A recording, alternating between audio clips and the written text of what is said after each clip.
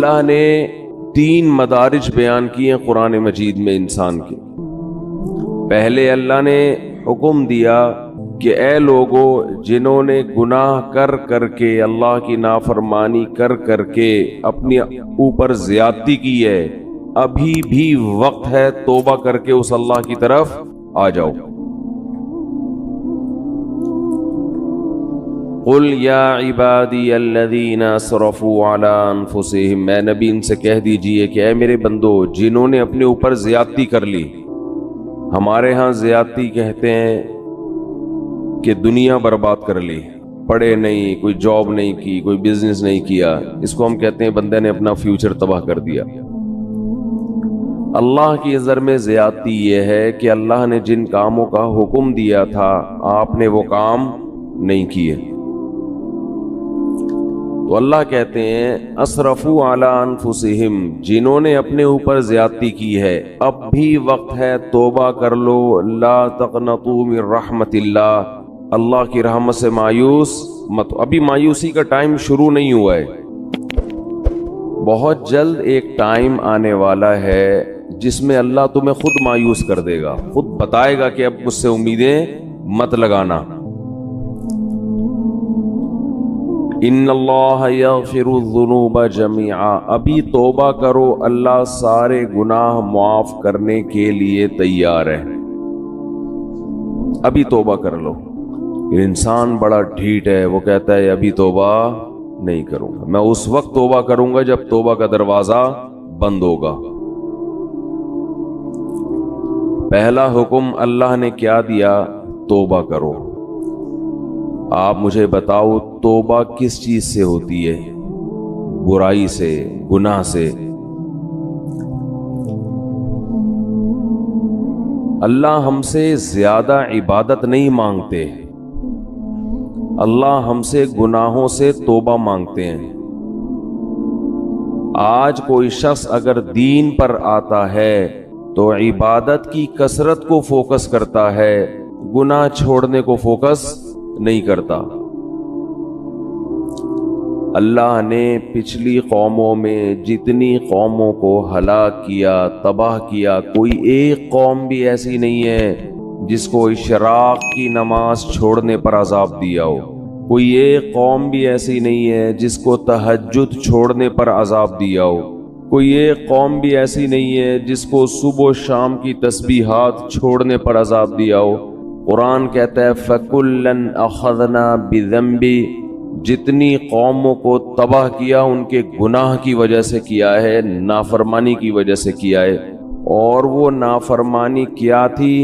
تمام قوموں میں ایک ہی چیز تھی کہ انہوں نے پیغمبر کے جو سفیر، اللہ کے جو سفیر تھے، اللہ کا جو پیغام لے کے دنیا میں آئے تھے، ان کی باتوں کو ویلیو نہیں دی، ان کی باتوں کو اہمیت نہیں دی۔ یاد رکھو اللہ کی نظر میں سب سے زیادہ ویلیو اس چیز کی ہے کہ محمد صلی اللہ علیہ وسلم کیا آرڈر دے کے گئے ہیں، کیونکہ یہ آپ کا آرڈر نہیں ہے، یہ کس کا آرڈر ہے؟ اللہ کا آرڈر ہے۔ اور ہماری نظر میں سب سے کم ویلیو کس کی ہے؟ اللہ نے کیا کہا ہے؟ اللہ صرف یہ دیکھتا ہے اپنے بندوں میں کہ یہ مجھے کتنا فالو کر رہے ہیں، اس کے علاوہ اللہ کو ہم سے کوئی غرض نہیں ہے۔ یہ دماغ میں اچھی طرح یہ بات بٹھا لینی چاہیے۔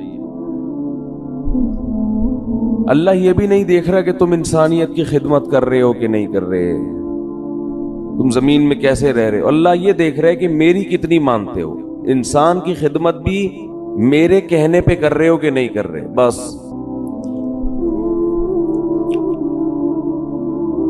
تو اللہ یہ دیکھتا ہے کہ میں نے جس چیز سے روکا اس سے رکتے ہو یا نہیں رکتے۔ دنیا میں خوش قسمت ترین انسان وہ ہے جو موت سے پہلے پہلے اللہ کو بھی مان لے اور اللہ کی بھی مان لے، اور یہ تکبر چھوڑ دے کہ میں نہیں مانوں گا۔ تو اللہ نے قرآن میں کیا فرمایا کہ اے ایمان والو، اللہ ابھی تمہیں اپنی رحمت سے مایوس نہیں کر رہا ہے، توبہ کرو۔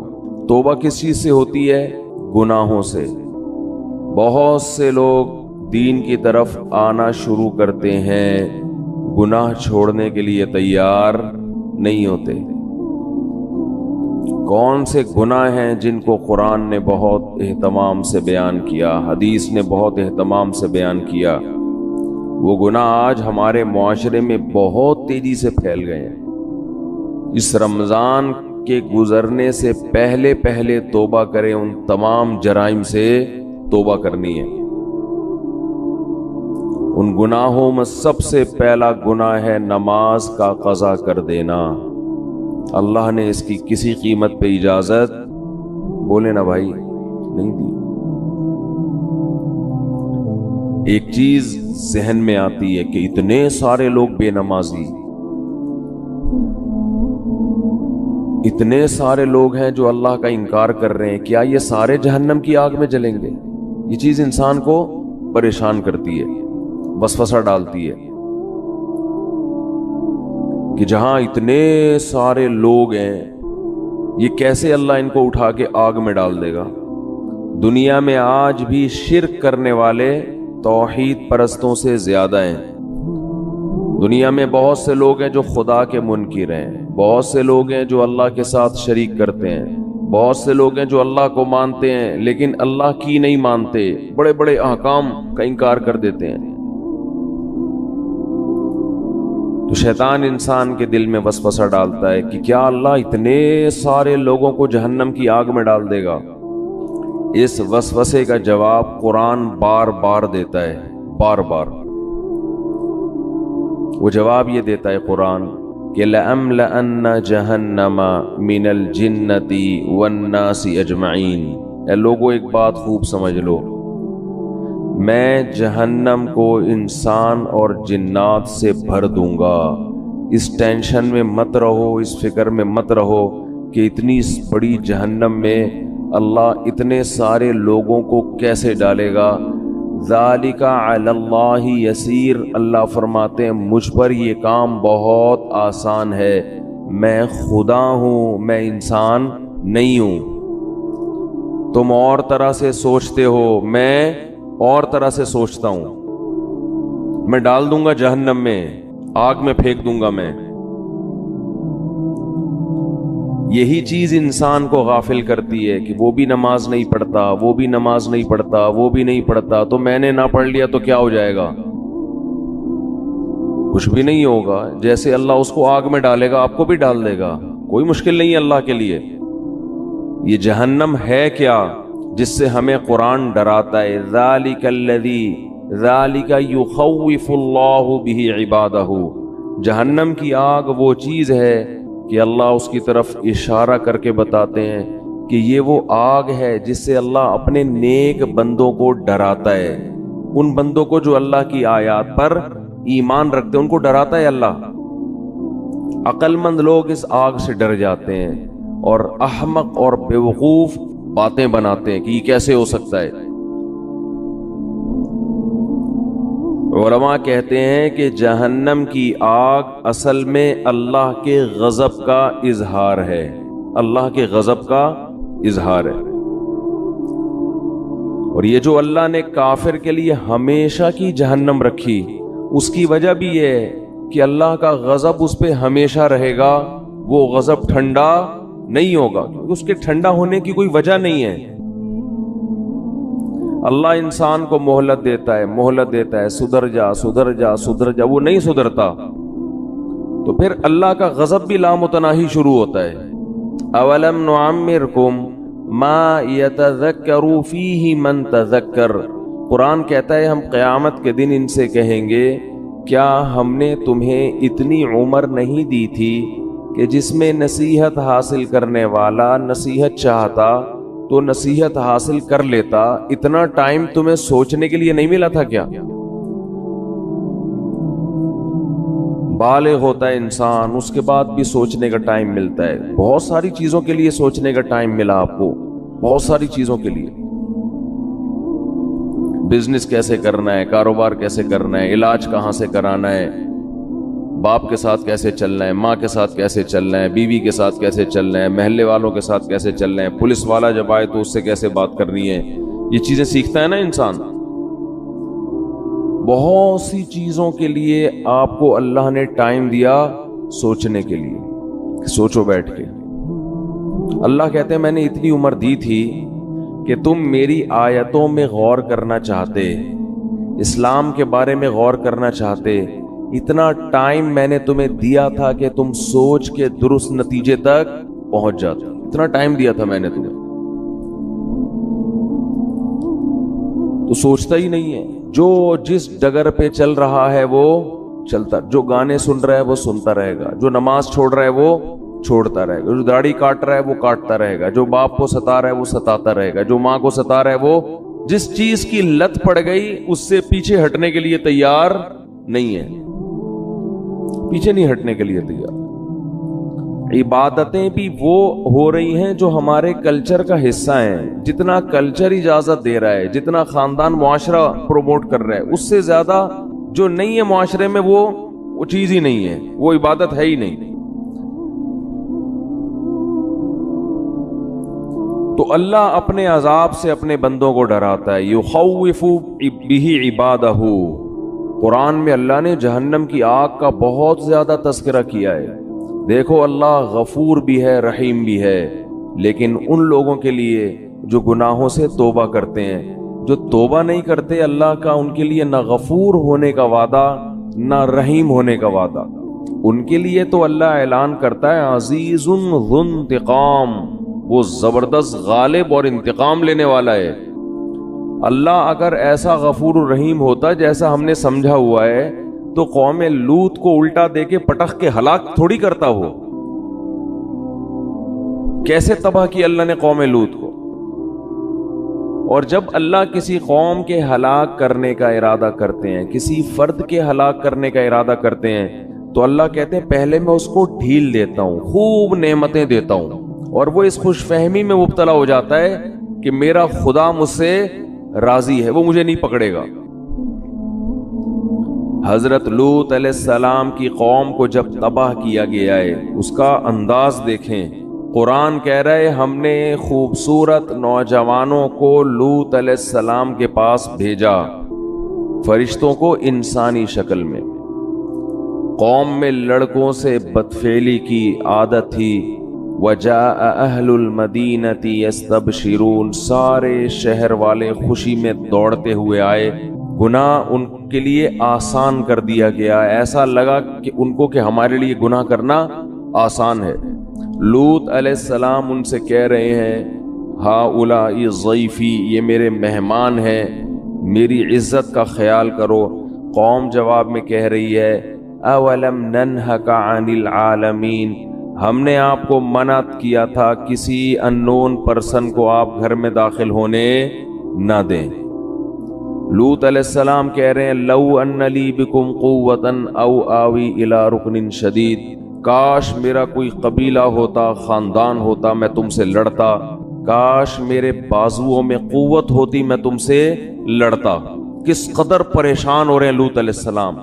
اور قرآن کہہ رہے قوم کی حالت کیا ہے, یستبشرون, خوشیاں منا رہے ہیں کہ گناہ کے ہمارا کیسا موقع مل گیا.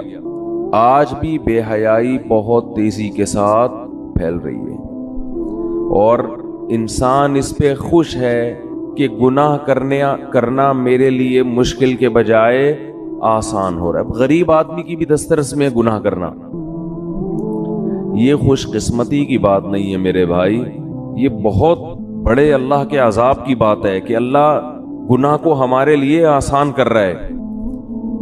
تو قرآن کہتا ہے کہ جب لوط علیہ السلام بہت زیادہ پریشان ہوئے تو ان فرشتوں نے لوط علیہ السلام سے کہا یا لوط انا رسول ربک, ہم انسان نہیں ہیں, ہم اللہ کی طرف سے بھیجے ہوئے فرشتے ہیں. لن یصلوا الیک, آپ کی طرف نہیں آئیں گے, آپ اپنی قوم کو لے کے راتوں رات نکل جائیں. پھر اللہ کیا فرماتے ہیں فجعلنا عالیہا سافلہا, ہم نے اس بستی کے اوپر کے حصے کو پلٹ کے نیچے کر دیا. یہ بھی اللہ ہے جس کو ہم کہتے ہیں غفور بھی ہے رحیم بھی ہے, بندوں پر مہربان بھی ہے, لیکن اس اللہ نے بستیوں کو بھی الٹا ہے. وہی اللہ جس کو ہم رحمان اور رحیم کہتے ہیں صبح و شام، جس کو ہم غفور الرحیم کہتے ہیں، جس کو ہم اپنے بندوں پہ بڑا مہربان کہتے ہیں، اسی اللہ نے فرعون کو جب ایک پانی میں غوطہ دیا ہے اور فرعون نے جواب میں کہا آمنت انہ لا الہ الا الذی آمنت بہ بنو اسرائیل، میں اس اللہ پہ ایمان لایا جس پر بنی اسرائیل ایمان لائی، تو اللہ کو اس پہ ترس نہیں آیا؟ وہی اللہ جس کو ہم کہتے ہیں غفور ہے، اپنے بندوں پر مہربان ہے، بہت رحمان ہے، بہت بندوں پر شفیق ہے، ماں سے 70 گنا زیادہ محبت کرنے والا، اس اللہ کو اپنی مخلوق فرعون پر اس موقع پہ ترس بولو بھائی نہیں آیا؟ وہ چیخ رہا ہے میں توبہ کرنے کے لیے تیار ہوں، اللہ نے کہا نہیں، آنا اب نہیں بخشوں گا، اور آئندہ اس سے بڑا عذاب آئے گا۔ اب تو یہ سمجھ رہا ہے کہ تو پانی میں ڈوب رہا ہے، یہ تو عذاب کی پہلی سیڑھی ہے۔ اس پانی کے اندر تو داخل ہوگا، تیرا سانس گھٹے گا، تیرا دم گھٹے گا، اس سے تیری موت واقع ہوگی، اور پھر اس کے بعد کیا ہوگا؟ النار یعرضون علیہا غدوا وعشیا، ایسی آگ میں تجھے داخل کروں گا، صبح بھی جلایا جائے گا اور شام کو بھی، اور یہ قیامت تک عذاب ہوگا۔ جب میدان حشر میں حساب کے لیے کھڑا ہوگا تو اگلا اسٹیپ اس سے بھی زیادہ سخت ہوگا۔ وَيَوْمَ تَقُومُ السَّاعَةُ، جس دن قیامت قائم ہوگی، أَدْخِلُوا آلَ فِرْعَوْنَ أَشَدَّ الْعَذَابِ، اللہ کہے گا کہ اس فرعون کو اس سے بھی زیادہ سخت عذاب میں داخل کر دو۔ یہ وہی اللہ ہے جو بڑا رحمان ہے، بڑا رحیم ہے، اپنے بندوں پر بڑا مہربان ہے۔ یہ وہی اللہ ہے جو موسیٰ کو فرعون کے پاس بھیجتے ہوئے کہہ رہا ہے قولا لہ قولا لینا، اے موسیٰ فرعون سے نرم لہجے میں بات کرنا، سخت لہجے میں بات نہیں کرنا۔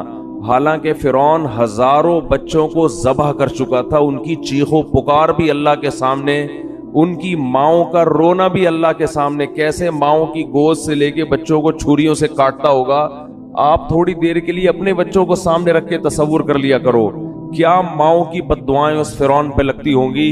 مگر ایک طرف اللہ ایسا رحمان ہے کہ موسیٰ سے کہہ رہا ہے اتنے ظالم کے ساتھ بھی جب آپ نے دعوت دینی ہے سخت لہجے میں بات نہیں کرنا، ایسا نہ ہو وہ بدک جائے آپ کی دعوت سن کے، نرم لہجے میں بات کرنا، لعلہ یتذکر، شاید توبہ کی توفیق مل جائے، شاید کوئی سیدھے راستے پہ آ جائے۔ یہ اللہ کی رحمت کا پہلو ہے کہ اس سے زیادہ رحمت کسی کی ہو نہیں سکتی۔ اتنے بڑے ظالم، اور مشرک نہیں تھا، مشرک تو دوسروں کو خدا کے ساتھ شریک کرتا ہے۔ فرعون کا جرم اتنا بڑا کہ وہ کہتا تھا انا ربکم الاعلی، میں ہوں سب سے بڑا رب، اس کائنات کا خدا میں ہوں، اور میں سب سے بڑا رب ہوں، باقی سارے مجھ سے چھوٹے ہیں۔ لیکن اللہ کی رحمت کتنی بڑی رحمت کہ موسیٰ کلیم اللہ کو کہا جا رہا ہے کہ فرعون سے سخت لہجے میں بات۔ دوسری طرف وہ پہلو بھی ہے کہ اب چیخ رہا ہے، چلا رہا ہے، لیکن اللہ کہہ رہے ہیں کہ نا نا نا نا، ابھی پانی میں غرق ہوگا، اس کے بعد آگ میں صبح و شام جلایا جائے گا، اور قیامت جب قائم ہوگی تو جہنم میں اس سے بھی زیادہ سخت عذاب میں تجھے ڈالوں گا۔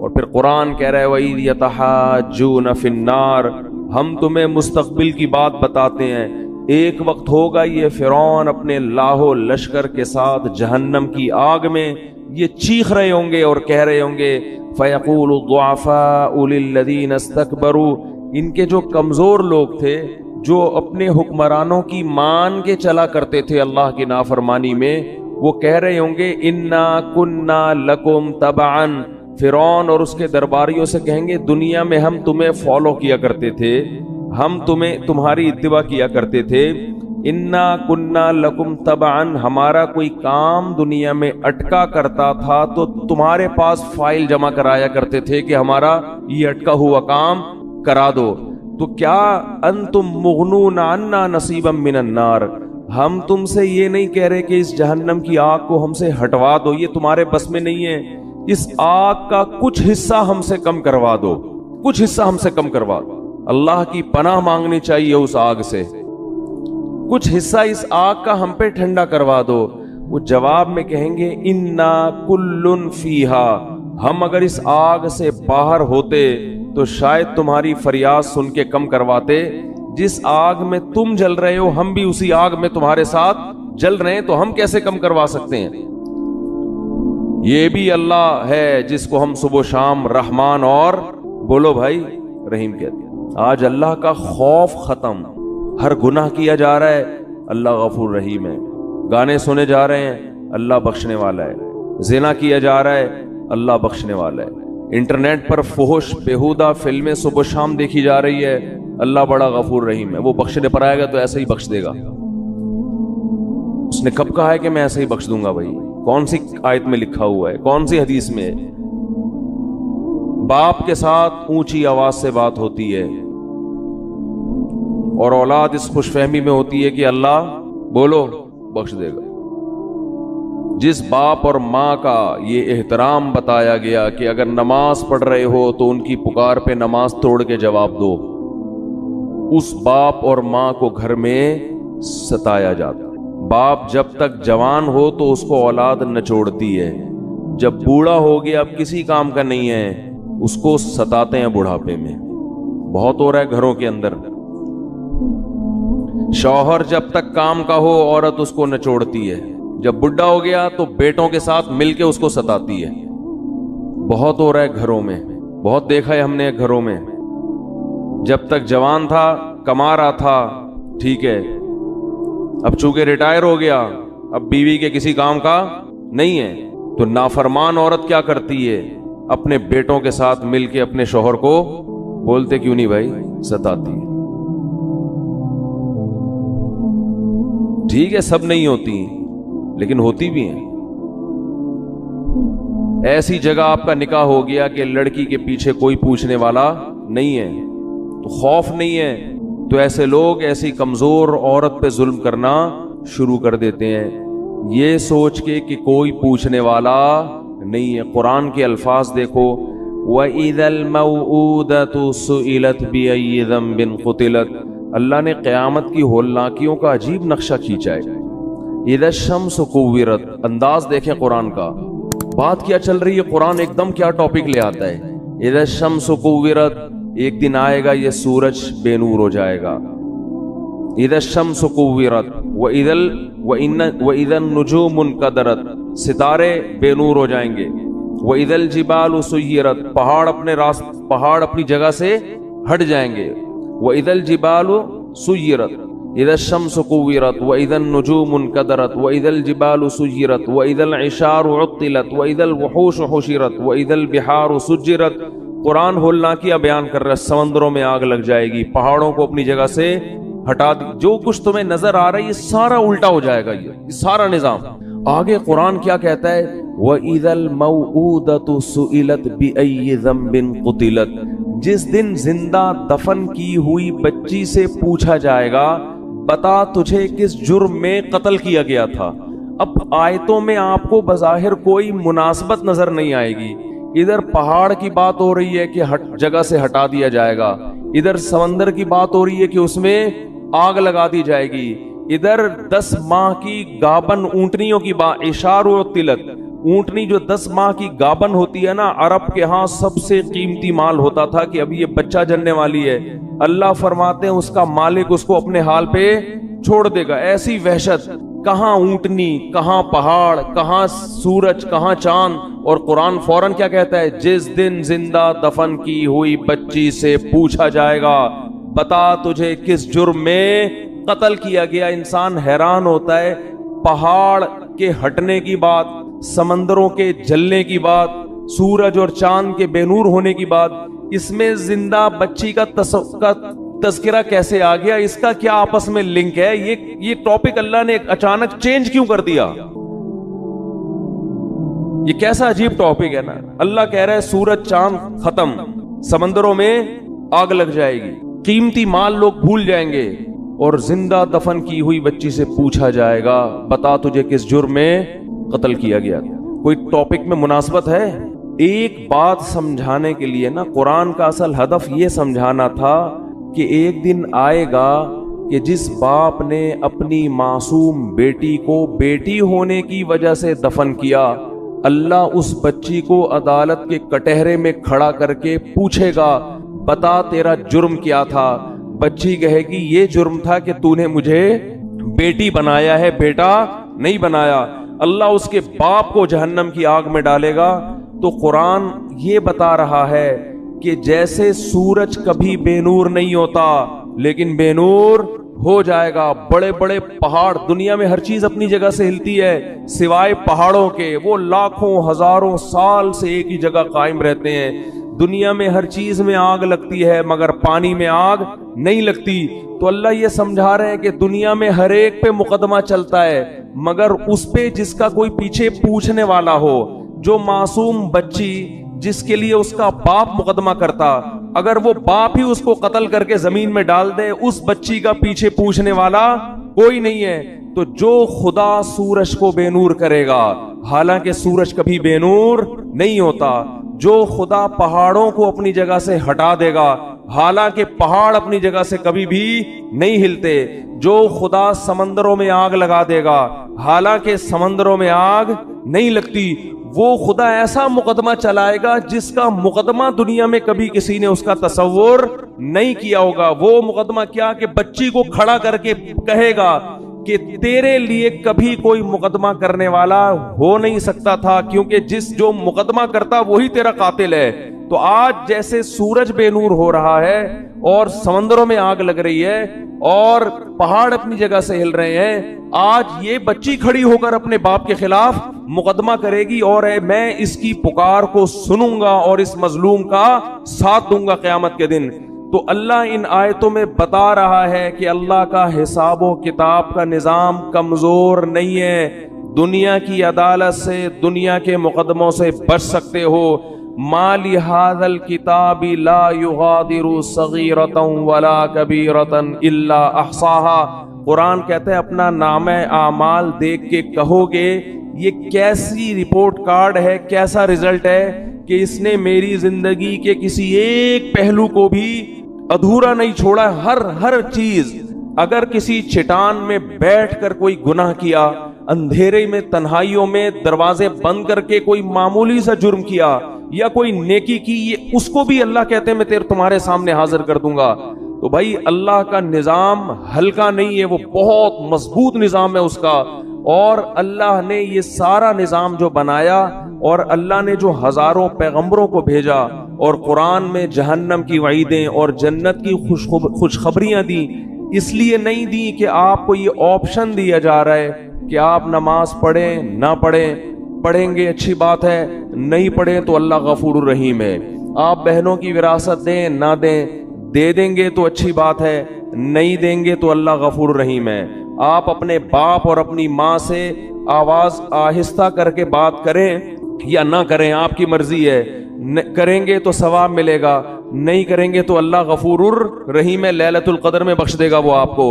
آپ کی مرضی کہ آپ یتیم کا مال جو آپ کا چھوٹا بھائی ہے، وراثت جس کی پوری بنتی ہے، آپ بڑے ہونے کا ناجائز فائدہ اٹھا کے اس چھوٹے کی وراثت کھا جاتے ہو، آپ کی مرضی ہے، نہیں کھاؤ گے تو ثواب ملے گا، کھا جاؤ گے تو لیلۃ القدر میں سب کی بخشش ہو جائے گی، شب برات میں ہو جائے گی بخشش، عید کے دن بخشش ہو جائے گی، رمضان میں بخشش ہو جائے گی، آپ اگر جمعے کے دن مر گئے تو آپ کی بخشش ہو جائے گی، آپ اگر لیلۃ القدر میں مر گئے تو آپ کی بخشش ہو جائے گی۔ اگر اس طرح سے میرے بھائی بخششوں کا نظام ہوتا تو قرآن اتنی وعیدیں نہ سناتا۔ وَإِذَا الْمَوْءُودَةُ سُئِلَتْ بِأَيِّ ذَنبٍ قُتِلَتْ، یہ نہ بتاتا کہ جس دن زندہ دفن کی ہوئی بچی کو زندہ کر کے اللہ پوچھے گا بتا تجھے کس جرم میں قتل کیا گیا۔ پھر قرآن یہ نہ کہتا کہ جو یتیم کا مال کھاتے ہیں وہ اپنے پیٹ میں جہنم کے انگارے ڈال رہے ہیں۔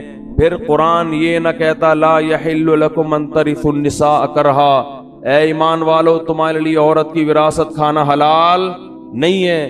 پھر قرآن یہ نہ کہتا ان الذین یکسبون الاثم سیجزون بما کانوا یقترفون، گناہ کرو لیکن یہ دماغ میں رکھ کے عن قریب اس کا بدلہ تمہیں ملنے والا ہے، اس کی سزا تمہیں ملنے والی ہے، تمہارے خلاف کیس چلے گا، اس کی سزا ملے گی۔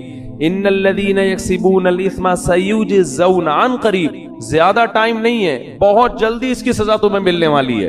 آج اللہ کے غفور الرحیم ہونے کا جتنا غلط مطلب لیا اور بتایا جا رہا ہے، شاید یہ چیز اللہ کے غضب کو جتنی دعوت دے اتنا کوئی اور جرم اللہ کے غضب کو دعوت نہیں دے گا.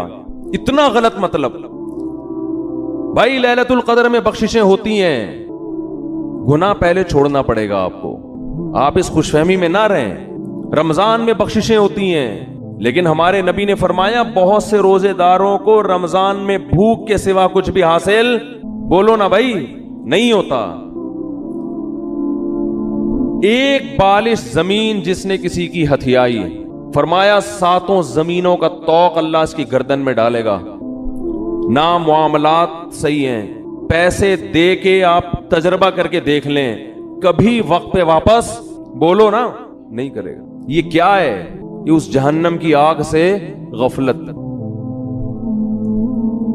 صحابہ کرام ڈرا کرتے تھے. حدیث میں آتا ہے رسول اللہ صلی اللہ علیہ وسلم نے فرمایا کہ اللہ نے اس آگ کو اس آگ سے زیادہ گرم بنایا ہے.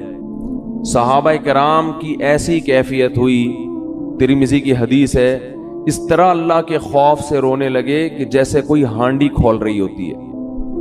یا ایھا الناس ان وعد اللہ حق فلا تغرنکم الحیات الدنیا. دیکھو اللہ فرماتے ہیں لوگو، اللہ کا وعدہ سچا ہے. اللہ نے وعدے کیے نا، مار کے ختم نہیں کروں گا، ایک دن اپنے سامنے کھڑا کر کے حساب و کتاب لوں گا. اللہ بار بار یاد دلاتا ہے اے لوگو اللہ کا وعدہ سچا ہے. تو اللہ تجھے یہ بتانے کی کیا ضرورت ہے کہ میرے وعدے سچے ہیں؟ جب تو نے کہہ دیا تو اللہ کو معاذ اللہ جھوٹ تو نہیں بولتا. اللہ فرماتے ہیں تمہیں کچھ چیزیں ایسی ہیں جو اس اللہ کے وعدے کے بارے میں دھوکے میں ڈالیں گی اور تمہیں وہ یہ دکھائیں گی کہ اللہ کا وعدہ سچا نہیں ہے. اللہ نے معاذ اللہ سیاسی وعدے کیے ہیں، یہ سچا وعدہ نہیں ہے. وہ کون سی چیز دھوکے میں ڈالے گی؟ فلا تغرنکم الحیات الدنیا. فرمائے اس دنیا کی ترقی، دنیا کی ظاہری چمک دھمک. تمہارے یہاں سے لوگ ہوں گے جو باتیں کریں گے گورا چاند پہ پہنچنے کی باتیں کر رہا ہے اور مسلمان جنت اور جہنم کے چکر میں الجھے ہوئے ہیں. وہ لیبارٹریوں میں کیا کیا بنا رہے ہیں، مسلمان جنت جہنم سے باہر نہیں نکلتے. وہ یہ کر رہے ہیں، مسلمان جنت اور جہنم میں پڑے ہوئے ہیں. اللہ فرماتی دنیا کی جو زندگی ہے، جس نے کافر کو دھوکے میں دیا، یہی زندگی کس کو دھوکہ دے گی؟ یہی تمہیں دھوکہ دے گی. اس زندگی میں جب تم ترقی کی جتنی قسمیں دیکھو، چاند پہ پہنچنے کی، مریخ پہ پہنچنے کی، خلائی سیاروں سے چھلانگیں لگانے کی، اس دنیا میں ایک چیز غور کر لینا، اس کے آگے موت ہے جو اس ساری ترقی کو چند سیکنڈ اور منٹوں میں خاک میں ملا کے رکھ دے گی. یہ ایسی ترقی ہے جو ورلڈ ٹریڈ سینٹر جیسی عمارت کو چند گھنٹوں میں زمین بوس کر دیتی ہے. اس لیے اس میں ترقی کرنا، مگر اس ترقی کو اصل مت سمجھنا اور اس دنیا سے دل مت لگا کے اللہ سے غافل نہ ہو جانا. تو یہ بہت بڑا فالٹ ہے اس دنیا کے اندر. اور یہ فالٹ سمجھ میں اس وقت نہیں آتا، اس وقت تک جب تک خود اپنے اوپر بھگتتا نہیں ہے انسان. جس پر جب تک موت آتی نہیں ہے نا، اس وقت تک اس کی سمجھ میں موت، جو موت کو اپنی آنکھوں سے نہیں دیکھتا نا، اس وقت تک اس کی سمجھ میں موت آتی نہیں ہے. اس وقت تک نہیں آتی. وہ اٹکا رہے گا، اس کا دل پلاٹوں میں، گاڑیوں میں، بنگلوں میں، دولت میں اٹکا رہے گا. حتیٰ کہ کینسر کا مریض ہوگا نا، ڈاکٹر کہہ دیں گے 6 مہینے رہ گئے ہیں، مگر دل دنیا سے اس کا بھی نہیں نکلے گا. وہ پھر اسی میں لگا رہے گا. ایسے پیشنٹ ہم نے دیکھے ہیں، ڈاکٹر نے کہہ دیا 6 مہینے رہ گئے، 7 مہینے رہ گئے، 8 مہینے رہ گئے، لیکن ان کا خیال یہ کہ ابھی ہم اتنے آرام سے نکلنے والے نہیں ہیں یہاں سے. ان کی پہ بھی غفلت. بھائی تم تو توبہ کر لو. قرآن کے الفاظ دیکھیں، قرآن کہتا ہے وَلَوْ رُدُّوا لَعَادُوا لِمَا نُهُوا عَنْهُ. کتنے لوگ ایسے ہوں گے کہ جب جہنم کی آگ کو اپنی آنکھوں سے دیکھیں گے تو اللہ سے کہیں گے ایک دفعہ دنیا میں بھیج دے. اللہ کہتے ہیں کہ یہ ایسے بدبخت لوگ ہیں کہ اگر اللہ نے ان کو دنیا میں بھیجا تو یہ جو جرم کر رہے تھے نا وہی دوبارہ کرنا شروع کر دیں گے. اسی امید پہ کریں گے کہ شاید کل میں توبہ کر لوں، شاید کل میں توبہ کر لوں. راتوں کو اپنی دعاؤں میں اللہ سے جہنم کی آگ سے پناہ مانگنے کا معمول بنائیں. یہ چیز آج ہماری زندگیوں سے نکل گئی ہے. والذین آمنوا مشفقون منها. فرمایا کافر مانگتا ہے کہ کہاں ہے وہ جہنم، کہاں ہے وہ آخرت، دکھاؤ مجھے. فرمایا اور مومن اس سے خوف کرتا ہے، اس سے ڈرتا ہے، مطالبہ نہیں کرتا۔ تو اللہ نے قرآن میں کیا کہا؟ لَأَمْلَأَنَّ جَهَنَّمَ، میں بھر دوں گا انسانوں سے اور جنات سے جہنم کو۔ اللہ کے لیے یہ ان ذالک علی اللہ یسیر۔ پھر قرآن یہ بھی کہتا ہے کہ اللہ پر یہ کام مشکل نہیں ہے۔ یہ کیوں کہا اللہ نے کہ اللہ پہ یہ کام مشکل نہیں ہے؟ ظاہر ہے جس نے آسمان اور زمینوں کو بنایا، ساری کائنات کو بنایا، اس کے لیے کیا مشکل ہے کسی کو یہاں سے اٹھا کے وہاں پھینک دے؟ لیکن اللہ یہ لفظ اس لیے بیان کرتا ہے کہ تمہیں ایسا لگتا ہے کہ اللہ ایسا نہیں کر سکتا۔ اتنے سارے انسانوں کو کیسے ڈالے گا؟ کیا اس کا دل نہیں ہے؟ کیا اس کو رحم نہیں آئے گا؟ اس لیے اللہ نے فرمایا کہ نہیں آئے گا رحم۔ یہ تم خوش فہمی میں مبتلا ہو کہ مجھے جتنا رحم آنا تھا مجھے آ گیا ہے۔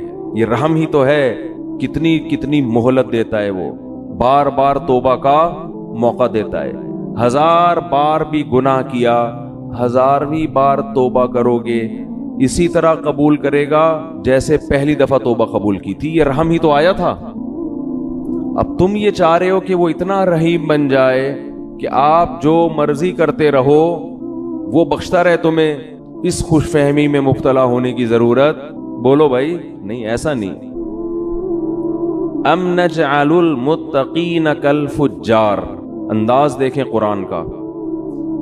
قرآن کہہ رہے کیا تم یہ سمجھتے ہو کہ نیک اور برے لوگوں کا انجام سیم کر دوں گا؟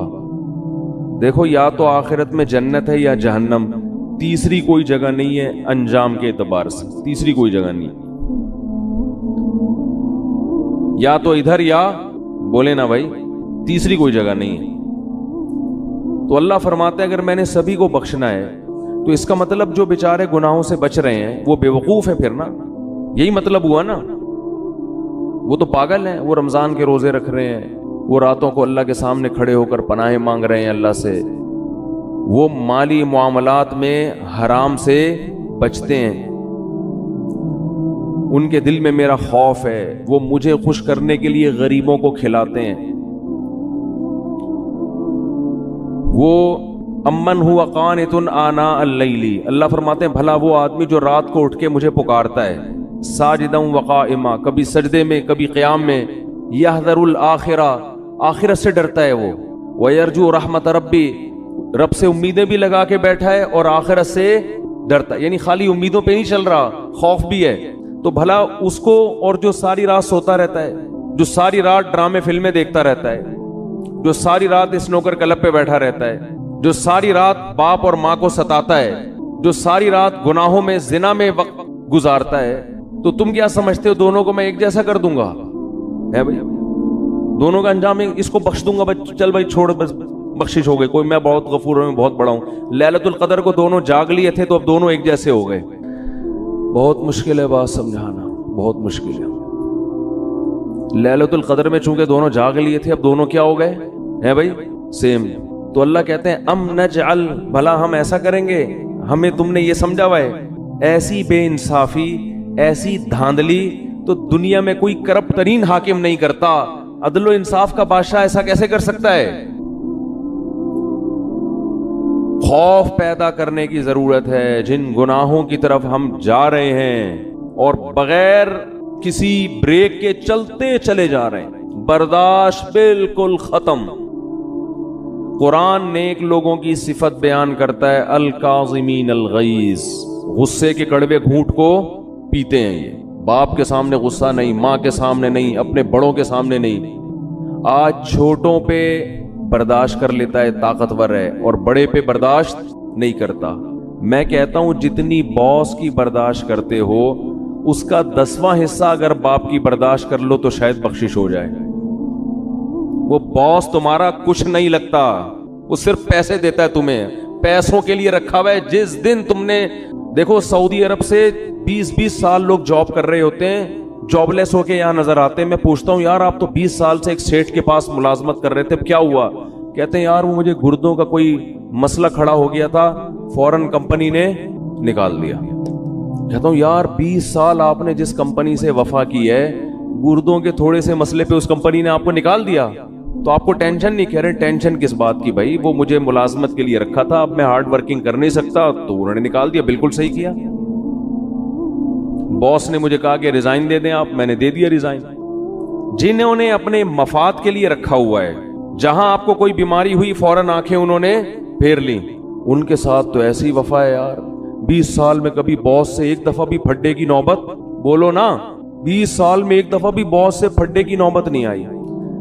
اور جو باپ آپ چاہے لنگڑے ہو، لولے ہو، اندھے ہو، کانے ہو، بہرے ہو، فالج زدہ ہو، وہ باپ آپ کو کبھی گھر سے کبھی نہیں نکالے گا گھر سے۔ اس باپ اگر وہ تیز آواز سے بات کرتا ہے، وہ سختی کرتا ہے، تو آپ کا میٹر گھوم جاتا ہے۔ دنیا کو بے وقوف بنانا آسان، لیکن جس خدا نے پیدا کیا وہ ہماری ان حرکتوں کو نوٹ کر رہا ہے، لکھ رہا ہے۔ وہ قرآن کہتا ہے ایسا انتظام کر رہا ہوں کہ فرشتے بٹھا دیے، ان کی فائلیں تیار کرو، ایک ایک لفظ لکھو ان کا۔ جو قریبی رشتہ ہے اس کا حق اتنا زیادہ، لیکن جب سے دنیا میں کفر کی حکومت ہے، جتنا قریبی ہے اس کا رشتہ اتنا ہی کم۔ آج دنیا میں جانوروں کے حقوق پر بات ہو رہی ہے، ماں باپ کے حقوق پر بات نہیں ہو رہی ہے۔ ایک فادر ڈے منا لیتے ہیں، اس میں چاکلیٹ موکلیٹ اس کو گفٹ کر دیتے ہیں گورے، ایک مدر ڈے میں کو 2-4 پھول ہار پہنچا دیتے ہیں اس کو۔ یہ فادر ڈے اور مدر ڈے منانا چھوڑ دیں، یہ ماں باپ کے ساتھ بدترین مذاق ہے، یہ خوب سمجھ لیں، بالکل اس کا بائیکاٹ کریں۔ یہ جو فادر ڈے اور مدر ڈے، یہ ان لوگوں کا کام ہے جن کا باپ اور ماں سے سال میں ایک پورے سال رشتہ ہوتا ہی نہیں ہے، وہ کبھی کبھار تھوڑا بہت یاد کر لیتے ہیں۔ تو اللہ کا عذاب بہت سخت ہے۔ یا ایھا الناس ان وعد اللہ حق، اے لوگو اللہ کا وعدہ سچا ہے۔ فلا تغرنکم الحیات الدنیا، اللہ فرماتے ہیں کہ یہ دنیا کی زندگی تمہیں دھوکے میں نہ ڈال دے۔ ولا یغرنکم باللہ الغرور، اور شیطان تمہیں دھوکے میں نہ ڈال دے۔ شیطان تمہارے برے عمل کو چمک پٹیاں لگا کے تمہارے سامنے مزین کر کے پیش کرے گا، یہ خود بھی برباد ہوگا، تمہیں بھی برباد کرے گا۔ کتنے وعدے اللہ کر رہا ہے بھائی، اس رمضان کا تھوڑا سا حصہ ہے، آج گناہوں سے توبہ کر لو سچے دل سے۔ اے اللہ جو نماز کو قضا کرتا ہے، اے اللہ آئندہ زندگی میں کبھی نماز قضا نہیں ہوگی۔ دیکھو نماز کا معاملہ اتنا ہلکا نہیں ہے جتنا ہم سمجھتے ہیں۔ ہمارے ہاں نمازی بھی بے نمازی ہیں، بہت افسوس کے ساتھ کہنا پڑتا ہے۔ جو نماز پڑھتا ہے اس نے نماز کو بالکل اینڈ میں رکھا ہوا ہے، سب سے آخر میں، سارے کاموں سے فارغ ہوگا تو نماز ہو جائے گی۔ سفر میں نماز قضا کر دیتے ہیں، بیماریوں میں نماز قضا کر دیتے ہیں۔ ہم نے نمازی لوگ دیکھے ہیں بستر پہ پڑے ہوئے نماز نہیں چھوڑتے، آپریشن تھیٹر میں نماز نہیں چھوڑتے۔ نمازی عورتیں بچے کی ولادت سے پہلے نماز نہیں چھوڑتی، وہ آپریشن تھیٹر میں ہوں گی، ان کو فکر ہوگی کہ نماز کا وقت کہیں ضائع نہ ہو جائے۔ اس کو نماز کہتے ہیں، اس کو نمازی کہتے ہیں۔ ہمارے ایک رشتہ دار انڈیا سے آئے تھے، ان کی عمر میرا خیال ہے 70 سال ہوگی، بہت پرانا واقعہ یہ۔ ان کے بارے میں ہم نے سنا تھا کہ جب سے بالغ ہوئے ہیں اس وقت سے اب تک ان کی کوئی نماز قضا نہیں ہوئی۔ 55-60 سال میں کوئی نماز قضا نہیں ہوئی جب سے بالغ ہوئے ہیں۔ میں حیران تھا، ایسے لوگ بھی دنیا میں ہیں۔ ہم چھوٹے تھے، یہ بات ہے تقریباً 84-85 کی، انہیں کلفٹن گھمانے کے لیے اور ادھر ادھر کراچی کی مختلف جگہیں دکھانے کے لیے لے گئے، تو مجھے اندازہ ہوا واقعی اس بندے کی نماز کبھی قضا نہیں ہوئی ہوگی۔ بات بات میں بھائی نماز کا ٹائم تو نہیں ہے، بھائی کوئی مسجد ہے قریب میں، بھائی ایسا تو نہیں کہ نماز قضا ہو جائے گی۔ سارا ہم تفریح میں لگے ہوئے ہیں اور ان کے دماغ میں سارا دن کیا چل رہا ہے، بھائی ایسا نہ ہو ٹائم ہو جائے پانی نہ ملے کہیں۔ ہم ان کو تسلی دیتے حضرت ایسا نہیں ہے، آپ بے فکر رہیں۔ اس وقت مجھے اندازہ ہوا کہ واقعی ان کے بارے میں جو ہے کہ زندگی میں نماز کبھی قضا نہیں ہوئی، تو واقعی ایسے شخص کے بارے میں یہ کہنا ممکن ہے کہ اس کی نماز کبھی قضا نہیں ہوئی۔ سفر میں اپنی نمازوں کے اسکیجول کو پہلے دیکھا کرو کہ کون سی نماز کہاں ہوگی، کس طرح سے خواتین نمازیں قضا کر دیتی ہیں۔ اللہ نے نماز پڑھنے کا حکم نہیں دیا، حافظو، حفاظت کرو، حفاظت بہت سخت، یہ اللہ کا دین ہے بھائی، اس میں لچک نہیں ہے۔ غسل فرض ہو گیا اگر سردیوں میں آپ کو غسل کر کے نہانا پڑے گا, نماز پڑھنی پڑے گی. سفر میں غسل فرض ہو گیا, وہاں نماز پڑھنی پڑے گی آپ کو. دوسری, توبہ کرو بد نظری سے, زنا سے, بدکاری سے, انٹرنیٹ پر بیہودہ اور فحش مواد دیکھنے سے. یہ چیز اس کو لوگوں نے گناہ سمجھنا چھوڑ دیا. نوح علیہ السلام نے قوم کو کیا سمجھایا؟ یا قوم استغفروا ربکم انہ کان غفارا. اے میری قوم, میں جس خدا کی طرف تمہیں دعوت دے رہا ہوں وہ معاف کرنے والا ہے. گناہ ہو جاتا ہے توبہ کر کے اس کو مناؤ, وہ چھوڑ دے گا, معاف کر دے گا. وہ یہ آپشن رکھا ہوا ہے اس نے. وہ تانے نہیں دے گا کہ پھر گناہ کر کے پھر توبہ کر رہا ہے تو اب کس بیس پہ کر رہا ہے. لیکن کرو تو صحیح. اگر گناہ نہیں چھوٹ رہا, لت پڑ جاتی ہے. جو لوگ فحش فلمیں دیکھتے ہیں عادت پڑ جاتی ہے ان کو. او بھائی عادت پڑ گئی ہے, عادتیں چھوٹتی بھی تو ہیں. جس طرح کوئی کام کنٹینیو کرنے سے کام کرنے کی عادت پڑتی ہے, چھوڑنے سے چھوڑنے کی عادت پڑ جاتی ہے. ہمت تو کرو, پھر بھی ہوتا ہے تو توبہ تو کرو. ہاتھ پہ ہاتھ رکھ کے بیٹھو تو نہیں.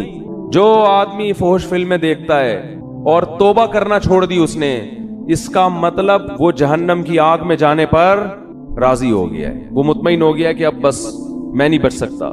بھائی وہ آگ ہم سے برداشت نہیں ہوتی. 100 دفعہ یہ گناہ ہوتا ہے, 100 دفعہ اللہ کو مناؤ, اللہ اب نہیں کروں گا. پھر ہو گیا پھر مناؤ, اور اللہ سے یہ کہو کہ اللہ میں عادت سے مجبور ہو کے گناہ کرتا ہوں, مگر میں جہنم کی آگ برداشت نہیں کر سکتا. اس وقت تک اس کو مناؤ جب تک وہ معاف نہ کر دے. اللہ تیار ہے. ایک بزرگ نے کہا کہ ان کے پاس غالباً ڈاکٹر عبدالحی صاحب رحمۃ اللہ علیہ تھے کہ حضرت میں گناہ کرتا ہوں پھر توبہ کرتا ہوں پھر ہو جاتا ہے گناہ, نہ چاہتے ہوئے بھی ہو جاتا ہے, پھر توبہ کرتا ہوں پھر ہو جاتا ہے. فرمایا کوئی بات نہیں, اگر متقی لوگوں میں شمار نہ ہوا اللہ توبہ کرنے والوں میں شامل کر لے گا. کیا کہتا ہے؟ ان اللہ یحب التوابین ویحب المتطہرین. اللہ کو جیسے پرہیزگار لوگوں سے محبت ہے, توبہ کرنے والوں سے بھی محبت ہے. تعلق تو قائم رکھو, تعلق ہی ختم کر دیا آپ نے. توبہ ایک ایلفی ہے جو ٹوٹے ہوئے تعلق کو جوڑ دیتی ہے. اللہ چاہتے ہیں مجھ سے رابطہ میں تو رہو. آپ جب کسی کو بھیجتے ہیں سفر میں, کوئی ٹینشن ہو بھائی رابطے میں رہنا, ہر تھوڑی دیر میں اطلاع دیتے. ماں باپ کو ہوتا ہی نا فکر, بھائی جس حالت میں بھی ہو اطلاع ضرور, اگر سکون میں بھی ہو اطلاع ضرور دینا. اللہ کہتے ہیں جس کنڈیشن میں بھی ہو, گناہ میں ہو یا نیکی میں, تعلق مجھ سے ختم نہیں کرنا. رابطہ اگر گناہ ہے تو میرے سامنے بیان کرو, میرے سامنے بیان کرو, اے اللہ میں تیرا بندہ ہوں, مجھ سے یہ گناہ نہیں چھوٹتا. اللہ کو اچھا لگتا ہے یہ کہنا, اے اللہ میں قوم لوط کی طرح اکڑتا نہیں ہوں کہ لوط علیہ السلام سے کہنے لگے کہ اگر آپ اس گناہ پہ راضی نہیں ہو تو علاقہ چھوڑ کے نکل جاؤ. اے اللہ میں ایسا نہیں ہوں, میں فخر نہیں کر رہا اپنے جرم پر, مجھے اس جرم کی عادت پڑ گئی ہے, مجھے اس برائی کی عادت پڑ گئی ہے. اے اللہ مجھے اپنے غصے پہ قابو نہیں ہے, ماں باپ کے سامنے چیخنے لگتا ہوں, مجھے عادت پڑ گئی ہے. تو باغی نہ بنو, اللہ کے سامنے اپنے ہاتھ اٹھا کے اپنے جرم کا اقرار کر. اے اللہ میں تیرا بندہ ہوں, تو مجھے سیدھے راستے پہ چلا. حدیث میں کتنی پیاری دعا آئی, یا حی یا قیوم برحمتک استغیث اصلح لی شانی کلا ولا تکلنی الی نفسی طرفت عین ولا اقل من ذلک. اے وہ ذات جو زندہ ہے, ہر چیز کو تھامنے والا ہے, میں تیری رحمت کی بھیک تجھ سے مانگتا ہوں, میری حالت کو درست کر دے, مجھے گناہ چھوڑنے کی توفیق دے دے. ولا تکلنی الی نفسی طرفت عین, مجھے میرے حوالے نہ کر. اے اللہ مجھے میرے ہاتھوں میں, دیکھو چھوٹا بچہ ہوتا ہے نا, جب سفر چل رہا ہوتا ہے ڈر ہوتا ہے گاڑی کے نیچے نہ آ جائے, گٹر میں نہ گر جائے, یہ نہ ہو جائے وہ نہ ہو جائے, تو ماں باپ کسی کے حوالے بچے کو کرتے ہیں کہ بھئی بچے کو بچے کے حوالے نہیں کیا جائے گا, بچہ کسی بڑے کے ہاتھوں میں ہوگا تو محفوظ. تو انسان اللہ کے سامنے جرم کا اعتراف کرے, اے اللہ میں کمزور ہوں, تو مجھے میرے حوالے نہ کر. کتنی دیر کے لیے حوالے نہ کر؟ طرفت عین, اے اللہ 24 گھنٹے میں ایک پلک جھپکنے میں جتنا ٹائم لگتا ہے نا, اتنے ٹائم کے لیے بھی تو مجھے میرے حوالے نہ کر. ولا اقل من ذالک, اس سے کم ٹائم کے لیے بھی تو مجھے میرے حوالے نہ کر, کیونکہ اگر تو نے مجھے میرے حوالے سیکنڈ کے کروڑویں حصے کے لیے بھی کر دیا تو مجھے اپنے اوپر اعتماد نہیں ہے, میں اس میں تیری نافرمانی کروں گا, میں اس میں اپنی جان پر ظلم کروں گا. 24 گھنٹے تو مجھ پر گرفت رکھ. یہ نبی نے ہمیں دعائیں سکھائی ہیں, یہ گناہگاروں کے لیے دعائیں ہیں کہ جن سے گناہ نہیں چھوٹتے، وہ اللہ سے مانگیں کہ اللہ تو مجھے میرے حوالے نہ کر، تعلق تو قائم رکھے میرے بھائی۔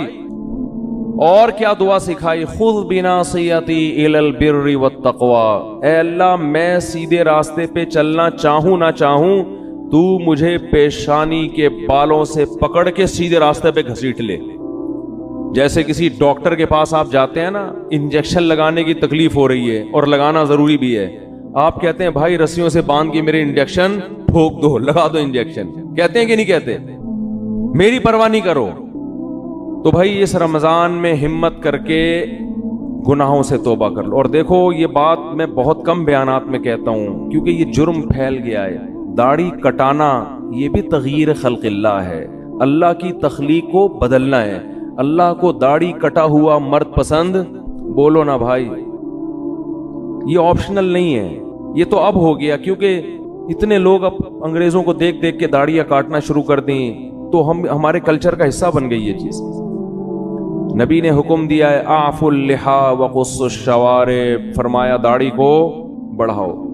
میں نے خود اپنی آنکھوں سے یہودی دیکھے ہیں، بڑی بڑی داڑھیوں والے، بڑے ماڈرن یہودی، بڑے ترقی یافتہ، لیکن داڑھی اتنی بڑی۔ بہت سے یہودی دیکھیں، کیوں؟ اتنی تحریف کی ہے یہ تورات اور انجیل میں، اس کے باوجود آج بھی تورات سے وہ داڑھی والی آیتیں نہیں نکال سکتے۔ آج بھی تورات میں لکھا ہے کہ اللہ نے موسیٰ کو کوہ طور پہ بلا کے کہا کہ اپنی قوم سے کہہ دیں کہ داڑیاں مت کاٹیں، کہہ دیں اپنی قوم سے۔ کتنی تحریف کی نا اپنے مذہب میں انہوں نے، لیکن وہ بھی غامدی کی طرح، غامدی جیسے نہیں بن سکے کہ داڑھی نکال دیں اسلام سے اور کہیں وہ تو کلچر کا حصہ تھی۔ اللہ کوہ طور پہ حضرت موسیٰ کو بلا کے کلچر کی وجہ سے کہے گا کہ داڑیاں رکھواؤ ان کو۔ اور کتنا بڑا اللہ کا حکم ہے، اللہ ایسا ہی نہیں کہہ رہا، کوہ طور پہ موسیٰ کو بلا رہا ہے، کلیم اللہ کو۔ سارے پیغمبروں نے داڑیاں رکھی ہیں، سارے صحابہ نے داڑیاں رکھی ہیں، تو غامدی صاحب نے آ کے داڑھی کا انکار کر دیا۔ فیصلہ کر لو، ایک طرف صحابہ ہیں، ایک طرف پیغمبر ہیں، ایک طرف تورات ہے، ایک طرف قرآن ہے۔ قرآن صراحتاً داڑھی کا ذکر نہیں کرتا، لیکن وہ یہ کہتا ہے کہ شیطان نے کہا تھا کہ میں لوگوں کی فطرت تبدیل کروں گا۔ اللہ نے عورت کو چہرے پہ بال نہیں، عورت کو سر پہ بال دیے ہیں۔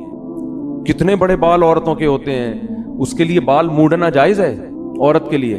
بولو نا بھائی۔ اب انگریزوں میں اگر فیشن آ جائے، خواتین گنجی گھومنا شروع کر دیں، تو کیا اس کی ہم پرمیشن دے دیں گے عورت سر پہ بلیڈ پھیر لے؟ جیسے اس کی اجازت نہیں ہے، ایسے ہی مرد کو چہرے پہ بلیڈ لگانے کی اجازت، بولتے کیوں نہیں بھائی؟ تو رکھ لو بھائی ہمت، بڑھاپے کا انتظار کر رہے ہو؟ توبہ تو جوانی میں ہوتی ہے، کچھ بھی نہیں ہوگا اس سے۔ تھوڑا بہت لوگ ملا ملا کریں گے، بھائی یہ کہنے والے بھی مر جائیں گے، آپ بھی مر جاؤ گے، اور داڑھی رکھنے سے کوئی ملا نہیں بن جاتا۔ کتنے فوج کے بڑے بڑے آفیسرز ہیں جن کی بڑی بڑی داڑھی ہیں، کیا وہ ملا ہیں؟ کتنے بڑے بڑے سائنٹسٹ ہیں، یہ جو ایٹامک انرجی میں جو سائنسدان ہیں، جامعۃ الرشید آئے تھے تو اتنی بڑی بڑی داڑیاں ان کی۔ بھائی داڑھی رکھ کے آپ سائنسدان بھی بن سکتے ہو، آپ ڈاکٹر بھی بن سکتے ہو، آپ آفیسر بھی بن سکتے ہو، زیادہ اچھے بنو گے، آپ روب ہوگا آپ کے چہرے پہ۔ تو ہمت کر لو اس رمضان۔ میں کسی بغیر داڑھی والے کو اپنے سے کمتر نہیں سمجھتا۔ بھائی ہماری داڑھی ایک ظاہری حلیہ، اندر اللہ ہی جانتا ہے، ہو سکتا ہے کوئی گناہ ہو جس کی وجہ سے داڑھی والے کو اللہ بخش دے اور ہمیں نہ بخش دے، اللہ بچا کے رکھے سب کو، لیکن جرم کو تو جرم ہی کہا جائے گا نا۔ وہ لوگوں کی رعایت میں لوگوں کو خوش کرنے کے لیے اس کو تبدیل تو نہیں کر سکتے ہم۔ یہی تو یہود کا جرم تھا کہ وہ حکام بیان کرتے جس پہ لوگ خوش ہوتے۔ جو برائی معاشرے میں پھیل جاتی، یہود کے علماء اس پہ ڈسکس نہیں کرتے کہ پبلک ناراض ہو جائے گی۔ تو اللہ کا حکم ہے، ہمت کر لو۔ اور یہ فضول باتیں، داڑھی رکھ کے میں یہ گناہ کروں گا تو لوگ کیا بولیں گے، داڑھی بدنام ہوگی، پھر تو اسلام کا نام ختم کر دو بھائی۔ مسلمان تو 2 نمبری کرتے ہیں بہت سے، بدنام تو اسلام ہوتا ہے۔ اب اس کا حل یہ نہیں ہے کہ اسلام چھوڑ دو، اس کا حل یہ ہے کہ 2 نمبری چھوڑ دے آدمی۔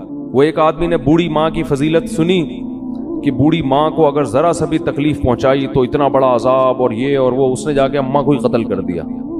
اس نے کہا بھائی یہ تو فل ٹینشن ہے، عذاب کا ذریعہ ہے یہ۔ تو داڑھی انسان کو سینما گھر کی لائن میں لگنے سے روکتی ہے، داڑھی انسان کو برے کاموں سے روکتی ہے۔ تو آپ نے کیا کہا کہ جو چیز روکنے والی تھی اسی کو اڑا دیا، آپ اسی کو اڑا دی۔ ہمارے کتنے دوست ہیں کہتے ہیں ہم نے جب داڑھی رکھی تو سینما گھر کی لائن سے واپس ہوئے، شرم آ رہی تھی، ایک ہمارے دوست نے داڑھی رکھی, مجھے اپنا واقعہ سنا, کہہ رہے مجھے فلمیں دیکھنی ہے اور سینما گھروں میں جا کے دیکھتے تھے.